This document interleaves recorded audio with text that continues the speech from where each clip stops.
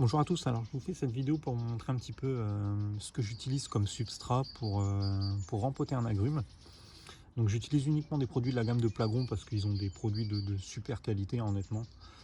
Donc il faut savoir que moi je suis plutôt orienté dans le nord de la France, donc je vais rechercher un substrat qui sera plutôt aéré, qui ne retient pas énormément l'eau. Parce que j'ai plusieurs agrumes qui sont sur des porte-greffes type Citranche Carrizo, Volca Meriana, donc qui ne vont pas supporter qu'ils soient en permanence en contact avec de l'eau, de l'humidité. Donc je vais vraiment rechercher un substrat qui sera très aéré. Donc ce que je vais faire, c'est que je vais faire quasiment 50% terreau, 50% fibre de coco. Donc je prends le light mix de Plagron avec le coco premium qui est aussi leur fibre de coco. Alors c'est les produits qui ne sont pas donnés, on est autour de 11 € le sac de light mix et on est à 15,90 € de mémoire la fibre de coco. Pour la fibre de coco, alors j'en ai testé une aussi dans les magasins un petit peu Action. Elle est moins chère et ça peut faire l'affaire quand même, hein. Je pense que c'est mieux d'utiliser cette fibre de coco là que de ne pas en utiliser du tout. Donc je vais faire un mélange qui sera assez proche de 50% de light mix, 50% fibre de coco. Donc je rajoute aussi un petit peu de perlite comme vous pouvez voir dans le sac du fond. La perlite qui vient aussi rajouter un petit peu pour aérer les racines. J'en rajoute un petit peu. Il y en a déjà dans le light mix mais j'en rajoute un peu plus. Donc on aura un bon mélange. Donc je vais ouvrir les sacs pour voir un petit peu à quoi ça ressemble là-dedans.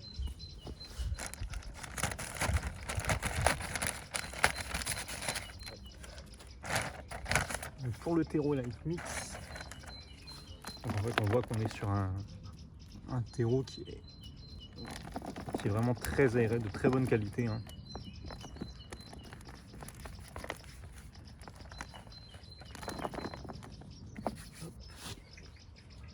La fibre de coco et la perlite. Donc la perlite elle se présente sous cette forme là, hein. Hop.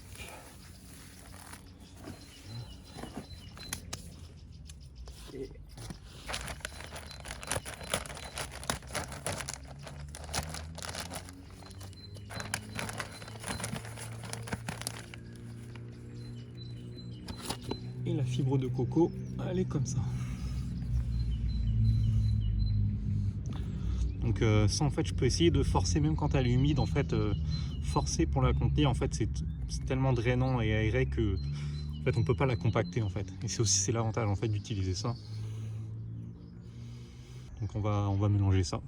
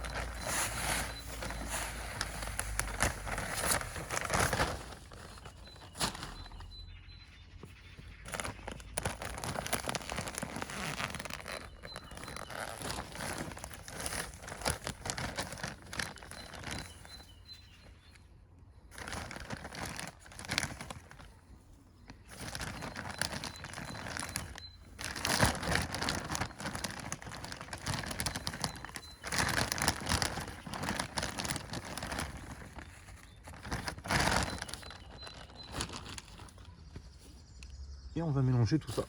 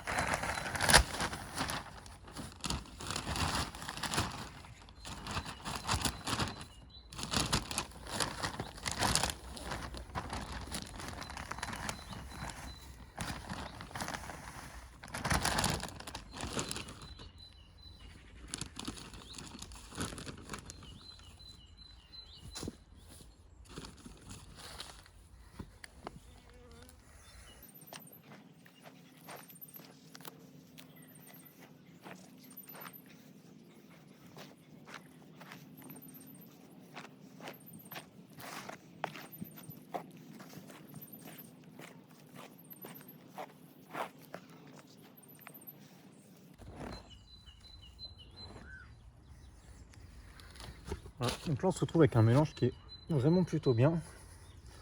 On voit c'est super aéré, hein, le terreau vraiment de bonne qualité. Donc ça c'est vraiment parfaitement adapté à l'agrume. Si je regarde celui-ci que j'ai récupéré, donc j'ai récupéré chez quelqu'un que je connais, il vient d'Italie. Donc en Italie vraiment la terre qu'ils ont par défaut est vraiment dans ces pots-là, elle est vraiment pas de bonne qualité. Donc c'est pas du tout adapté à l'agrume. C'est-à-dire qu'en Italie, bon, voilà, ils ont un climat qui est très adapté, un petit peu parfait. Donc eux, ils ont une gestion vraiment goutte à goutte, donc ils arrivent en fait à s'en sortir. Chez nous, là, dans les régions un petit peu humides, c'est même pas la peine. Laisser ça, c'est vraiment un coup à avoir des problèmes, des maladies. Ce que je vais faire, c'est que je vais le mettre complètement en racine nue, parce que j'ai pas envie non plus de garder cette terre de base et puis rajouter de la terre de bonne qualité. Parce que, ben, en fait, rien que le fait que les racines soient dans cette terre-là, ça peut poser des soucis. Donc je vais complètement le mettre en racine nue au jet d'eau. Et puis on va repartir sur une base saine avec ce terreau-là. Donc je fais ça tout de suite.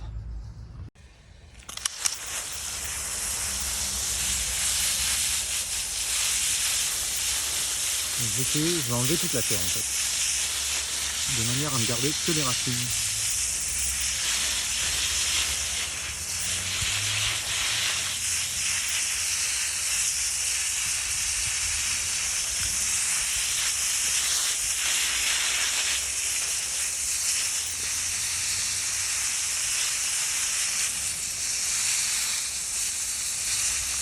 On voit hein, cette terre là c'est vraiment pas top. Hein. C'est un mélange de cailloux et de terre lourde. Donc c'est pas top. Voilà, donc on se retrouve où j'ai terminé d'enlever toute la terre qu'il y avait autour des racines. On se retrouve avec une plante qui est un petit peu en racine nue. Donc il faut savoir qu'évidemment c'est un stress pour la plante hein, de se retrouver avec les racines comme ça. Sauf que dans tous les cas, garder une terre lourde qui n'est pas du tout adaptée, ça sera tôt ou tard un stress pour la plante parce que ça sera la porte ouverte aux maladies fongiques. Donc type Phytophthora qui est je pense, un des plus gros problèmes pour les agrumes. Donc je pense que c'est mieux de le faire maintenant et de repartir sur une base saine avec un substrat de qualité bien drainant, bien aéré. Donc je vais maintenant rempoter ça. Voilà, donc je vais rempoter ça dans un pot de 11 litres.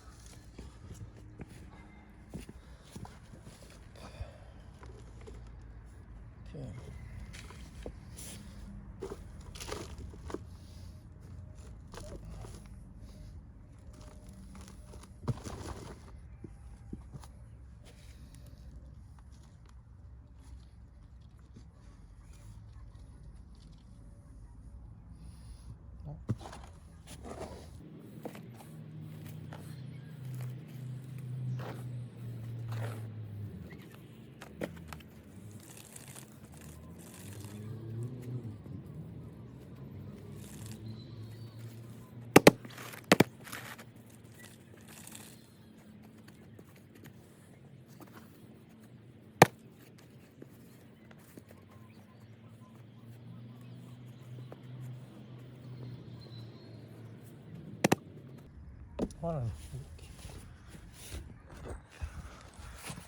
Là on est plutôt bien. Je fais en sorte de laisser les premières racines légèrement visibles. Tout ça pour pas enterrer trop le collet parce que c'est sur cette partie là ça va être très sensible. Donc voilà, comme ça c'est un bon compromis comme ça. On peut recouvrir légèrement si on veut pas que ça prenne trop le soleil. En tout cas, faut pas enterrer plus que ça. Faut pas enterrer jusqu'ici ou jusqu'ici. Non, c'est pas du tout adapté. C'est bien juste pour attraper le Phytophthora. Donc voilà, là on est dans un substrat qui est vraiment très aéré. Hein, ça se voit. Donc l'inconvénient, parce que bon, il y en a quand même finalement. Comme on n'aura pas une rétention d'eau qui sera incroyable, en plein été, dans un pot comme ça, si on le laisse 3 jours sans arroser, ça sera vraiment compliqué.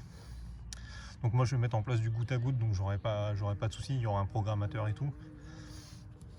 Donc ça c'est adapté en fait à la plupart des régions. J'ai envie de dire, si vous êtes sur le bord méditerranéen, finalement vous vous embêtez même pas à faire de l'agrume en pot, hein. Vous avez un climat qui est adapté à de la pleine terre. Après bon, si vous n'avez pas de jardin, vous pouvez toujours faire en pot. Mais en tout cas pour la plupart des régions, il faut vraiment partir sur une base de terreau aéré comme ça. Sinon vous aurez vraiment des soucis. Alors par contre, comme vous avez vu, donc moi je mets du light mix et de la fibre de coco. Donc en fait, on se retrouve avec un substrat qui est inerte au final. Donc moi, ça me gêne pas du tout parce que je fais uniquement de la culture avec un engraissage minéral. Donc il y a toujours le débat organique contre minéral. Je trouve qu'en pot, le minéral est totalement adapté. Donc il ne faut pas avoir en tête que engrais minéral, c'est engrais chimique, on mange des fruits chimiques, c'est pas du tout comme ça que ça fonctionne. Donc ça, c'est une fausse idée reçue. Donc dans tous les cas, mettre de l'engrais organique n'aurait pas de sens, hein, parce que le light mix de Plagon, comme j'ai dit, c'est un terreau qui est inerte. La fibre de coco, c'est inerte. Donc en fin de compte, il n'y aurait pas de réelle logique. Si jamais vous voulez partir en organique, il ne faudrait pas prendre le light mix de Plagron, mais plutôt le bat mix, qui lui est enrichi avec du guano de chauve-souris et tout, et donc il sera beaucoup plus adapté à la culture organique.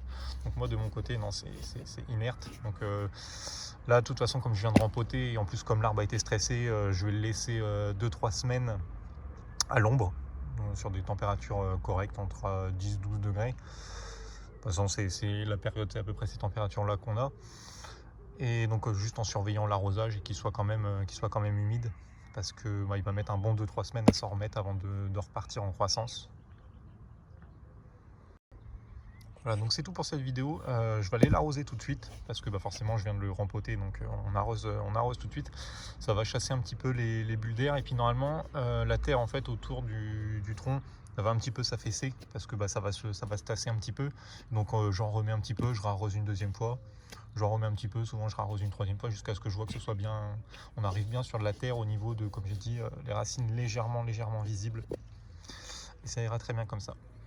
Donc l'engrais, c'est vrai que c'est tout un débat, hein. J'essaierai de faire aussi une vidéo là-dessus, parce que finalement c'est très intéressant de comprendre la différence engrais organique, engrais minéral, à quel moment on met plutôt l'un, à quel moment on met plutôt l'autre, quels sont les avantages en fonction de la culture en pot, la culture en pleine terre.